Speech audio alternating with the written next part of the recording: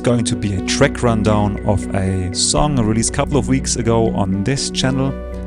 It's a generative song, so basically everything you're gonna hear is kind of evolving and changing a little bit, right?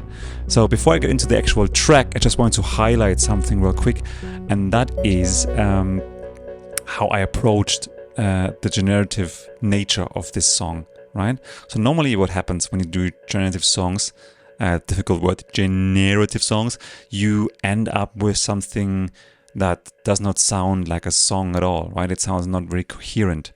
So for this one, actually, I removed quite a bit of randomness to make it feel like an almost unsequenced song, right? So you end up with something that sounds cohesive, coherent, right? And not just random blips. Obviously, I have nothing against really cool modular soundscapes that keep on evolving and are dissonant and melodic at the same time sometimes and go over hours, but this was not the goal of this track. So this is maybe a track you can run for 4 to 5 minutes and then it might sound a bit repetitive, right? So yeah, let's get into the actual track rundown. So the first track is this one. This is how I started out basically. So let's listen to it a little bit.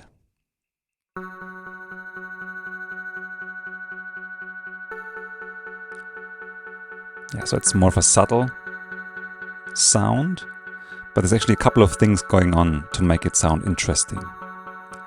So the first thing is, obviously there are LFOs attached to some of those modulations here, right? So the first thing is obviously, or maybe not so obviously, the frequency. And that's actually one of the nice things about the Deluge is you can just hit shift. And then you probably can't read it, but it says frequency here. And if I click shift or press shift and go to frequency, those two here blink and those are basically attached to the frequency. And one of them is LFO. And if I click shift LFO, it will tell me the speed of the LFO. And 6 is pretty low, right? So the lower the number, the lower the LFO. So the frequency of this sound is shifting very, very slowly, changing it over time, right? And if I play it, you can also hear it that, you know, after some time it actually changes. Ah, there it is. And to a point where it actually will sound distorted, right? This actually happens because the frequency and the resonance, if they overlap in a certain way, that will create distortion, right? And I have the frequency pretty high. And this is this effect you hear also in if you listen to the song. By the way, if you want to listen to a longer version of this, there should be a link somewhere here in this video that you can click on it, right? And listen to it before we get into this track rundown. Yeah, so the cool thing is now I have turned the delay up pretty high. So on here, is it here? I can't see because I'm on a stupid angle here.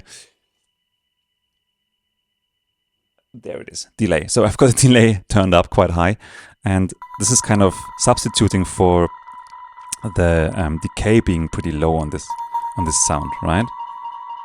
But the cool thing is when the resonance and the filter overlap in a certain way, then you get this kind of distorted effect which gets repeated by delay, obviously, so you have the sound for longer, right? So yeah, that's, I think, everything that's going on with the modulating things here. I also have the decimation, whatever that means, turned up, right, to 8. This also makes this sound a little bit more interesting. Right, the notes. So in this case, I actually have most of the notes have some kind of probability attached to it, right? So they don't always play at the same time. But some of them actually I have programmed to be almost always 100%. So how you can get probability on those is just you hold the note and you select here. So in this case, it's 50%, right?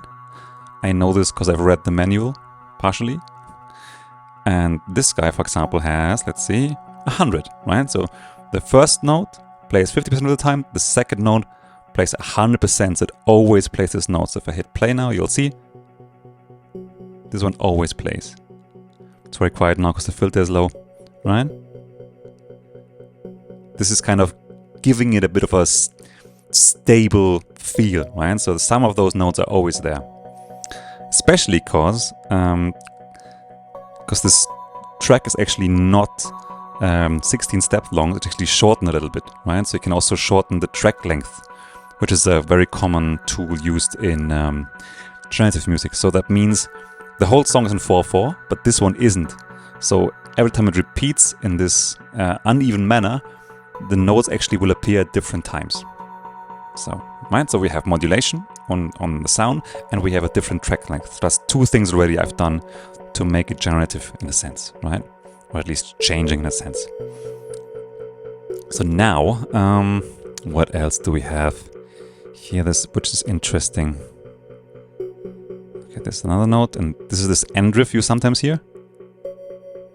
I only had one note there, and that's because actually I have individual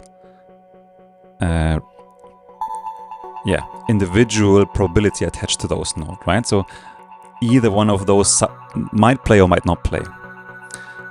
However, there's another sound in here, which I'm trying to locate in this grid, which you actually hear occasionally in the background here. Yeah, there you go, these guys here. So if you zoom in here, I zoom in by the way by holding this and twisting it. Those are these 3 notes here, or actually 4 notes. 6, or I can't, math, I'm pretty bad at it. So 6 notes. But those notes have also probability attached to them. But if I zoom out and make it only 4 notes, it's probability that's attached by holding all 4 notes with this little claw-like gesture, which is, if you want to be a musician, you need to know the claw, right? Or I guess a synth guy, more or less. So this is this kind of claw thing. I'm holding the 4 notes, and then I'm twisting the probability. And you can see it's only 15%. And by doing that, I attached actually a probability for all of those notes. So all of them will either play or none will play, right? So occasionally, very occasionally with like 10, 15%, you will hear this kind of stab of notes, right? So actually, oh, dang it. I changed it. Oh no. So I guess I'll have to zoom in again and fix that. Well, whatever, right? So let me zoom out, and I'm gonna attach to all of those a bit of a higher, like 100%, and now you will hear the sound. Low filter, but that's kind of how it sounds. And if I now reduce this to maybe to a lower thing, then you will only hear it 10% of the time it passes. So now you didn't hear it, right? It's a very handy trick actually to create melodies, and this will come up a couple of times. Actually, everything I've shown you on this track is, I think, all of the methods I used to create this track, right? So this is all there is, right? There's no black magic going on, right? I wish there was. God, I wish there was black magic. Yeah, let's go back to the next track. So this one is actually much simpler. Actually, I made this thing at the same time. It's just one giant node coming up now. And that's basically a synth that is also modulated. And I thought after this kind of more chaotic sound at the start, I want something to give it some bass, right? Something steady that you can lean onto, right? And this is this note, this drone note in the background. And I have actually attached also some modulation by LFO. And I think it's frequency. Yep, frequency, and you can see LFO is blinking. Actually, some other things are blinking too. And also resonance, by the way. So resonance is attached to LFO2, right? So basically, not only the frequency is changing, but also the resonance is playing around with the sound a little bit, just to give it a bit more variety, right? And occasionally you can also see it almost overdriving the sound a little bit, so it sounds almost, not like a drone, but like something else. Yeah, so that's that's all. That's really it. So let's go back to the song overview, and then let's jump into this track, the third track. Dang it, I should probably... Let me switch those off and just turn this guy on. Because this guy is actually a percussive track. Yeah, you can hear some of those notes firing now. And here you can see also actually another technique. I was lying to you. There's another technique. And that's changing the individual length of those notes or those percussive elements here, right? So you can see those. This is the playhead, and it's actually not in sync. Because some of those notes, you can see, I actually shorten a little bit. This again creates kind of a polyrhythm, right? So it's not always at the same time where the sound can occur, right? So pretty nifty feature actually of the Deluge to include this. Yeah, so not much to say. This is actually, as you can tell, 0. That's the default drum kit. I just added some effects to those sounds, right? So I didn't really think about it too much. So you can see this is the default kick, just with some reverb. This guy here is what? The hi-hat. This actually has also some modulation going on, as you can tell. And I think it's the pitch, right? So one of the LFOs is changing the pitch of it, right? And again, those two notes are in sync. So either both will fire or none, right? Again, with this in this case, not a claw, but just fingers, 2 fingers, right? And you can check 15%, so very low percentage. Then what's this guy? A whatever that means. A clap, I guess, or clay. What's the thing called? I don't know. I don't know the English words for those things. Yeah, and you can tell delays on it and a little pitch modulation, so to make it interesting. Actually, in most of those sounds I have some kind of modulation. What's that? Ah, yeah, this guy. Very, very, very distinctive sound. So how I did this was basically modulating the resonance, or the frequency actually, sorry, the frequency, right, with the LFO. Resonance I have modulated. But why this sounds the way it sounds, I think it's because of the bit crush, or the, it's actually decimation going on here, right? So if you turn down this, you will only hear what it sounds like when the frequency and the resonance are kind of creating those notes. But if you turn this up, you get these robotic sounds, which fit very, very well into this kind of Blade Runner theme, right? And again, those notes have all a probability attached to them, needless to say, right? So, yeah, percussive tracks, just to give this whole thing a bit more of a, kind of little, I think, what did Andrew Huang call those? It's kind of sounds that just keep things interesting, right? So little flourishes, right, if you will. I don't remember what Andrew Huang said, right? All right, let's go back to the next track. Halfway through, more than halfway through. Okay, this guy, I think this was the point where I thought, okay, this is worth releasing, because that's kind of the moneymaker track here. So let's listen to it. And this is a arpeggiated synth